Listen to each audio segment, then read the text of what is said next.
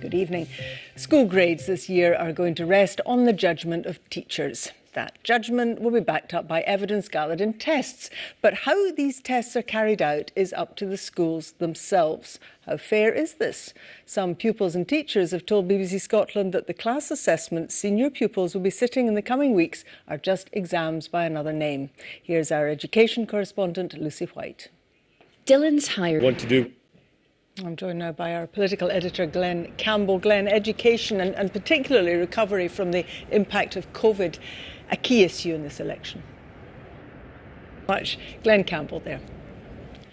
Edinburgh University has described anonymous accounts of sexual abuse posted online by some of its students as distressing and disturbing. The stories have been published on the Everyone's Invited website, alongside hundreds of others linked to schools and universities around the UK.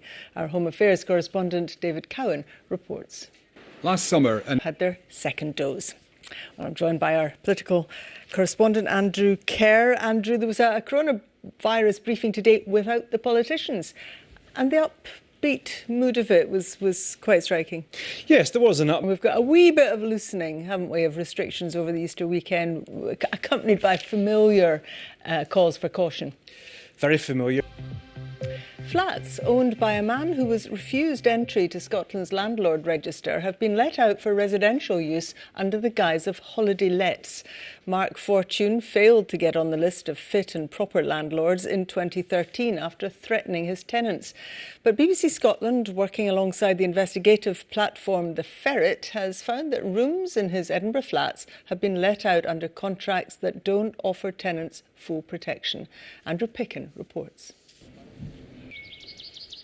The Scotland men's football team can now turn their full attention to this summer's European Championship finals. That's after they completed a hat-trick of World Cup qualifiers by beating the Faroe Islands 4-0 at Hampden last night. The result leaves them second and unbeaten in their group. Their next competitive outing is the eagerly awaited Euros opener against the Czech Republic at Hampden in June. Here's Tyrone Smith.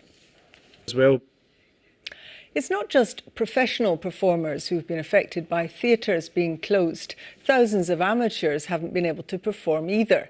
Now, a new show at Air Gaiety has given members of 5 companies a chance to return to the stage. Our arts correspondent Pauline McLean reports. All the best to them all. Now, as the Easter weekend approaches, Judith, what have you got for us? Yeah, it's pretty good, actually. Then a wee taste of winter, Easter Sunday and into Monday. It's just typical Scotland. It's Sunday night and into Monday. That's your forecast. Thanks very much. Now, tonight's main news again. A Metropolitan Police officer has been damned by another name.